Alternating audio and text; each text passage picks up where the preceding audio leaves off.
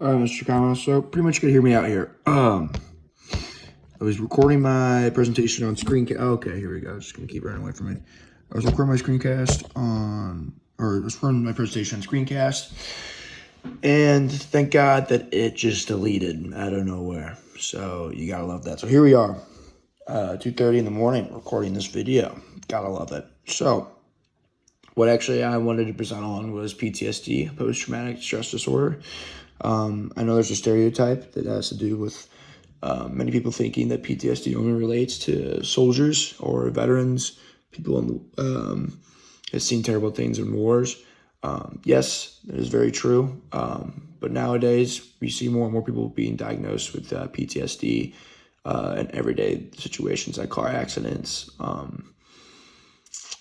doctors seeing terrible things in hospitals, you name it, natural disasters. It could literally all of that could lead to PTSD.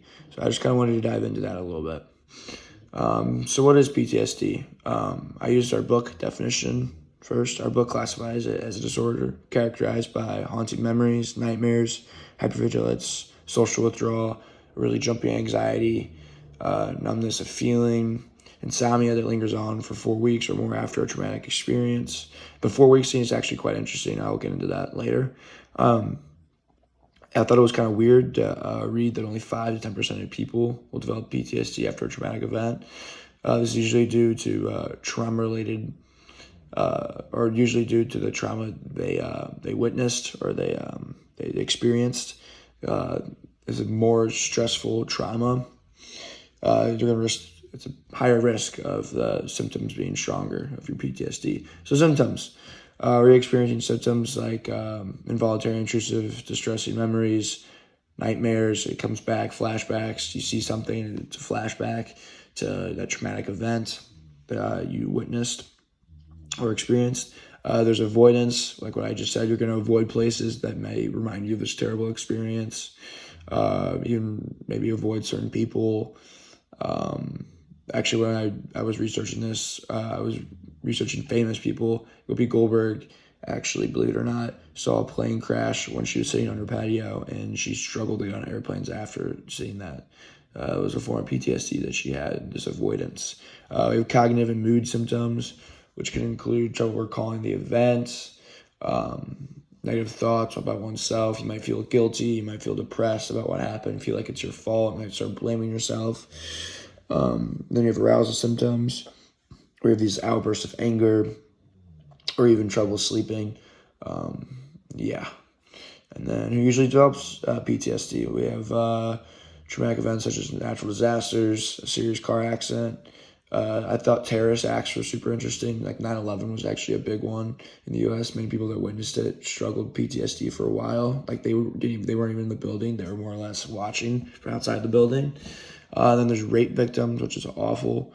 And then war and combat, which is a very common one. Military, especially, I want to dive into this a little bit. The number of veterans with PTSD vary by service area, and I actually did some research on different wars.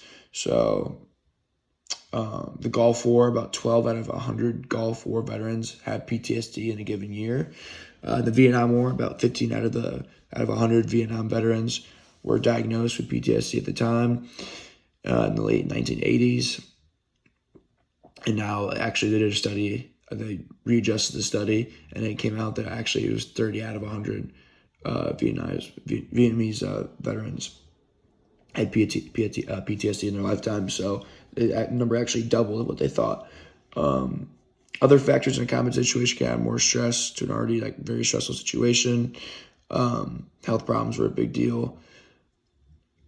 It had to do with who they were fighting, and especially the Vietnam War, where it felt like they were fighting civilians and killing innocent civilians. It was really tough. Also, shell shock during World War I was a huge thing. You can see pictures in the background of people of these men just terrified. And also, there was a military sexual trauma. I found this kind of interesting. It's actually a big deal in the military where women are being harassed, and there's been a lot of PTSD cases from that. I thought that was a super interesting topic. Treatments for PTSD. There's therapy, stress inoculation training, eye movement desensitization and reprocessing, and even medications. So there's actually different kinds of therapy, but therapy has three main goals. Is to improve your symptoms, teach you how to deal with it, and restore your self-esteem, your confidence in yourself. Most PTSD therapies fall under the umbrella of cognitive behavioral therapy. This is to change your thought patterns of the experience that happened in your life, and they can actually help you talk through your trauma and help you concentrate where your fears may have come from when experiencing this trauma and how it affects you day to day. And then there's cognitive processing therapy, where the patient is with the therapist, and the patient writes a detailed account of the experience, what bothers them, try to break this thinking pattern they have about it, and even write down feelings that come with the trauma. And the therapist will question and use other strategies to help this patient with her sad thoughts or her terrible thoughts that she has, or he or she has on it. Eventually, the patient will develop skills to identify and address the sad thinking she has, or the terrible, why do I keep saying terrible thoughts that he or she might have. And eventually the patient's going to be able to develop skills that she can attack these fears that she may have and end up bettering her quality of life. Eye movement desensitization, reprocessing, EMDR is what they call it. You don't have to tell your therapist about your experience. Instead, you concentrate on it while you watch or listen to something enjoyable or something that's more positive. Not enjoyable, but something, it takes your mind off it. And the goal is maybe you think about something positive while you remember your trauma. And apparently it takes about 3 months a session. I just thought this was super interesting and a weird way of thinking about it. It's like reprogramming your brain in a way. Stress inoculation training. I had no idea what this is, and it's actually helped me figure out a little more about it. You can actually do it by yourself. You don't have to be with a therapist. It's more about you focusing on how to change or how to deal with the stress from the event. Breathing techniques work, and you're just kind of relaxing the mind. Medication. PTSD patients have easily triggered the fight or flight response. This is what causes like PTSD patients to freak out, shut down completely. But these medications actually can help in a lot of ways, because it can prevent these nightmares and flashbacks that they might have, and maybe give a more positive outlook in life. So the several types of drugs are Prozac, Paxil, Zoloft, and Effexor, but the only one that really has shown to work, we're going to click it. If this will let me click the link. Here we go. I think this is the only one that the FDA actually approved of. But it is used to treat depression, panic attacks, anxiety disorders. Works by helping restore the balance of certain natural substances, serotonin, which we actually studied earlier, in the brain. It is known as a selective serotonin reuptake inhibitor.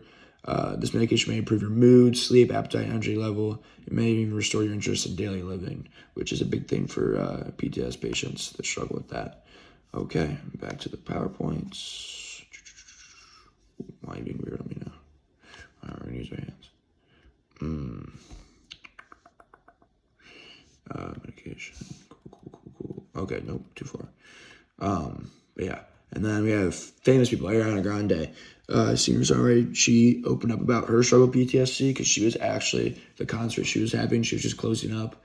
There was a suicide bomber, and it killed 22 people, and all she said she could really hear is just explosions, and then it was just like a bat out of hell, like people just running out of the building, trampling over each other. And she actually got her brain scan showing the physical impact that PTSD had on her brain. And I got this little video that we can watch real quick. If it's going to let me go to the video, here we go. Oh, don't put an ad. No, not Wayfair. Here we go. Let's skip to right here. Grande had just finished her sold-out concert for 20,000 at Manchester Arena when an explosion rocked the stadium. Inside the crowd, many young children and teenagers with their parents racing for the exits. Outside, mayhem. Police later confirmed that a suicide bomber had killed 22. Yeah, so there's something completely awful, and it's weird for, I feel like, it's not weird, but it's like nice to know that famous people like struggle with the same thing. My PowerPoint's gonna be weird again. And she even said that the therapy saved her life from all the negative thoughts she was having. Next, Charlize Theron. I'm never gonna say her name right. Theron.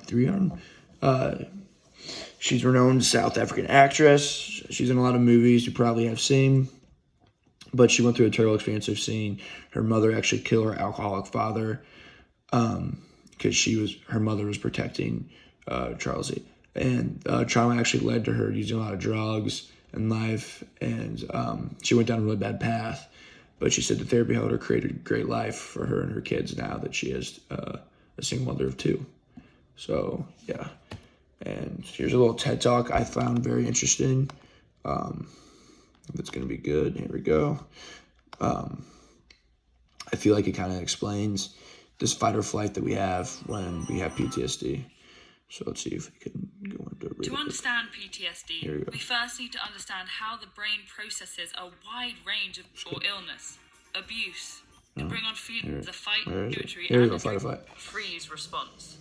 When this alarm sounds, the hypothalamic, pituitary, and adrenal systems, known as the HPA axis, work together to send signals to the autonomic nervous system.